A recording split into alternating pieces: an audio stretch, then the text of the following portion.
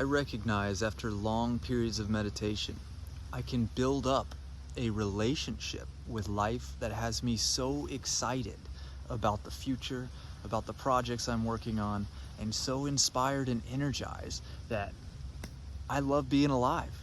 I also recognize many days when I wake up, I do not really want to be awake. There's so much shit I gotta deal with. A lot of it's very negative. I perceive that when we wake up first thing in the morning, we're getting a glimpse of what our subconscious relationship to life is. These are the programs we've been fed based on all the people that were around us when we were growing up. As a child, you're very malleable. You're just getting input without questioning it. But at a certain point, you become capable of determining what influences shape your psyche. Thank God our minds are plastic. And once we become aware of that fact, I believe it is our job we begin to shape them how we see fit. So when we wake up in the morning and recognize that innate stress or negative relationship to life, I can't recommend enough having a practice first thing where we recall all those things that we love and that inspire us. This is the art of building a fire, of building the stoke, of reigniting the inspiration, the skill and the ability to connect with God and remind the self the truth of who we are and what we value and what we're excited about is a skill that we can cultivate. After consistent practice over a long period of time, eventually we wake up in that state because it is penetrated into our subconscious, and that is now how we relate to life. Certainly, it takes time. These programs are deep, and the only way you really get deep enough to influence them is by being able to drop your mind into theta, into a deeper brainwave state, into a meditative or trance-like state. This happens through routine meditation, through self-awareness. It's a skill that can be developed and built. And I believe that the consistency is one of the most important keys. Also, meditating first thing in the morning is showing your psyche what you believe is the most important thing in life. So by reminding ourselves what is truly important to us, what our goals are, what we love, what we are grateful for, the kind of things that we want to fill our psyche. First thing in the morning, we are showing ourselves this is very important. I want to keep this. I want more of this in my psyche.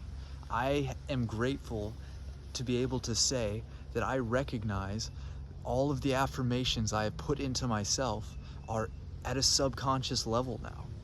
I routinely catch myself saying, "Thank you, God, I love you. I am so grateful.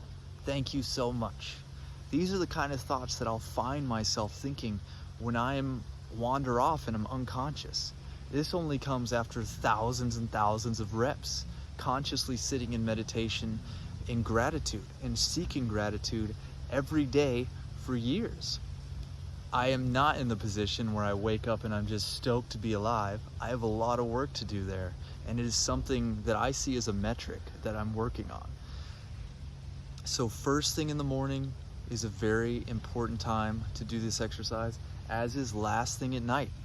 Some would say middle of the day would be the third place to add a third meditation. But if you only had two, first thing in the morning, last thing at night.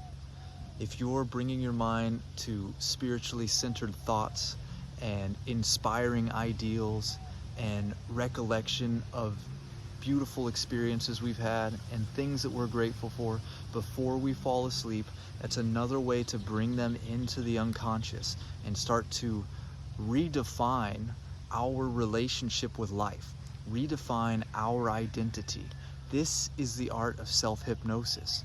You can rewrite the script. The person you are is not a concretized entity. You are malleable. You are flexible. You can have a revolution.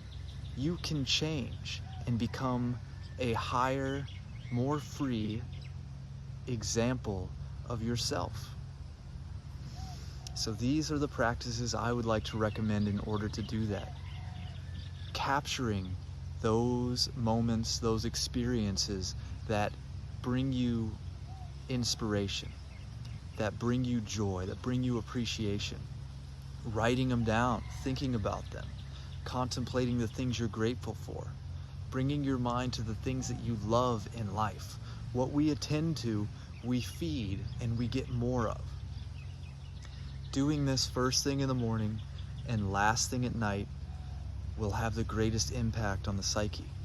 Getting together with friends and sharing this conversation and this intention will further anchor it into your identity as you are recognized from other people as being one of those people that brings your mind to love, to appreciation, to gratitude.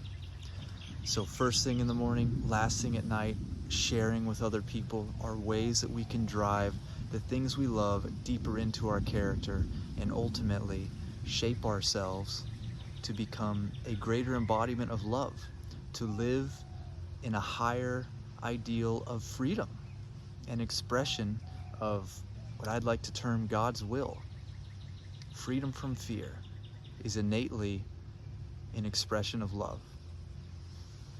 So these practices can help us accelerate our liberation from the fears that have been placed on us from our upbringing, from the negative inputs that we just adopted from the people around us, and we can rewrite the script of the type of character that I am, how I choose to relate to life, how I have faith in God, in life itself, and I believe it is innately benevolent, that this is all innately happening for the best reason possible.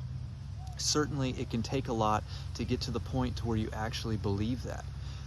The entry level is gratitude. Just think of anything you've been grateful for. Everybody has something, and that is the cornerstone, that anyone can find love, light, beauty somewhere in their past, some gift they've had, some person that's been in their life, some experience that's happened to them. And to cultivate and build that feeling and recognition of love, beauty, truth that's in life, we need to spend more time attentively attending to those realities, that feeling, that relationship with life. And the more we do, the more it becomes ingrained in our character, and it becomes our natural disposition with how we relate to life. We can redefine who we are. Your character is malleable. Who do you want to be? I love you guys. Looking forward to the next one. Give me some feedback. It helps get the conversation going. I love y'all so much. See you soon. Aloha.